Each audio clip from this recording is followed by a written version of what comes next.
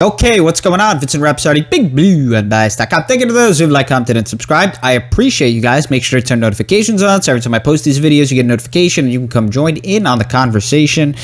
I wanted to say thank you to those who have supported Manscaped. They have now signed on to a long-term deal with us, so we'll have more ad reads moving forward with Manscaped. Thank you to Manscaped as well, and thank you to those who went out and supported them, because when you support them, you support us using that nice promo code BBU, that beautiful BBU promo code to get 20% off plus free shipping. It's still out there, so if you guys want to use that, go ahead. So I just want to say thank you to you guys. You guys are awesome. Thank you for supporting us. So there's not much going on in this point in the offseason, or it's May 23rd. Not too much going on in the world of the NFL. Haven't done a video in like maybe 5 or 6 days, so I wanted to get some news out there. It's kind of old news, but I did kind of briefly want to talk about it. The Giants claimed Ryquell Armstead, running back, former Jacksonville Jaguar, former 5th-round pick of the Jaguars in 2019, did not play last year because of COVID. 2019 averaged like 3.1 yards per carry. Nothing too crazy, but if what you keep noticing here is the Giants are adding a lot of depth at running back this offseason. They signed Devontae Booker. They drafted Gary Brightwell. They added Corey Clement recently. Now they add Ryquell Armstead. They're adding a lot of depth at running back. Now, how many players of that group will make the roster? Who knows? Maybe only 1 or 2 of them. The opening day or opening week roster, whatever you want to call it. I'm a baseball guy too, so sometimes I cross over the terms there, but whatever you want to call it, we'll see who makes that week 1 roster at the running back position. And I said this in I think it was the last video I did in terms of the running back situation. There are going to be guys here that are not going to make the opening week roster, opening day roster, but at least you get to see them during training camp. And there may be a couple things that you like about them. There may be things where they learn the offense a little bit. They learn the playbook. They get comfortable with the coaching staff so that mid-season, let's say Saquon Barkley is banged up for a couple weeks. We've already seen him deal with some injuries here. We saw him deal with injuries in 2019. We obviously saw him deal with a major injury last year where he missed most of the season. So you want to make sure that mid-season, you're not just picking a guy up off the street that you've never really watched before in practice. You don't really know too well. He doesn't know the offense.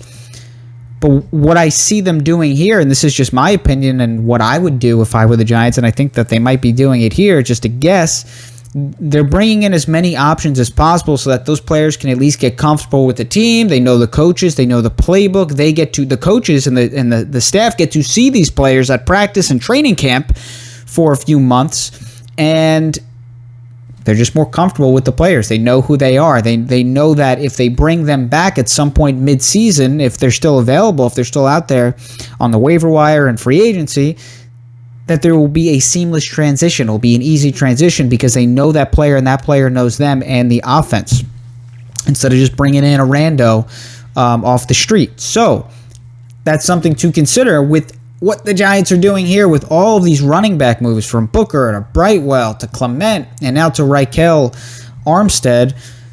A lot of running back depth. They're not all going to make the team. So that's kind of my thinking there, is that they just want to get used to these players, get these players used to their get used to their offense and their team. So if mid-season they have to add one of these guys back, if Barkley's not 100% healthy, if he gets banged up, if one of their backups get banged up, then you have some options, players that you know.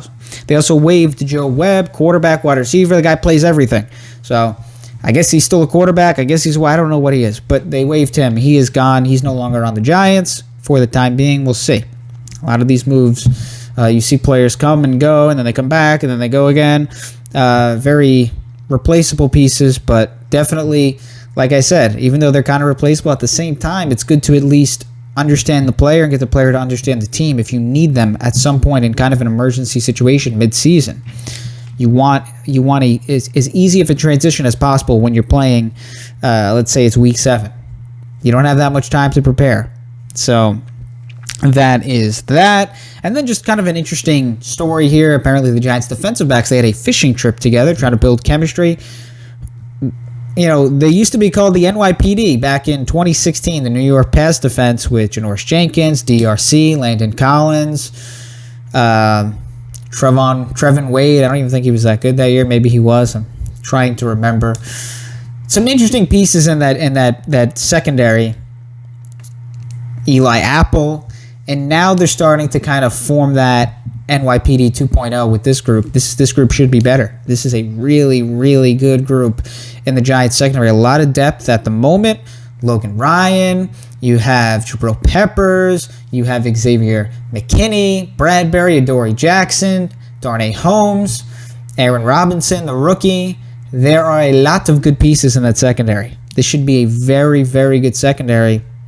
There's no excuse for them not to be maybe the best secondary in the NFL this upcoming season. A lot of depth, a lot of good players in that secondary. And I've brought this up before, but when you look at pass defense EPA, the teams that are good against the pass, they make the playoffs. Most of them make the playoffs. That's just how it goes.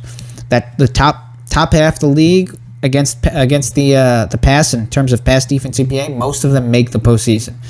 Last season, the Giants were 14th. They just missed out. I know that their record still wasn't great, but that's also because their offense was embarrassing. If they just improve to at least an average offense with the defense that they had last year, they should be a postseason team.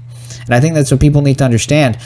I know you want to see them be great this year on offense because they added Galladay and Kadarius Toney. They've added some nice pieces. Kyle Rudolph. Another year of some of the offensive linemen playing together, young pieces that are getting another year under their belt.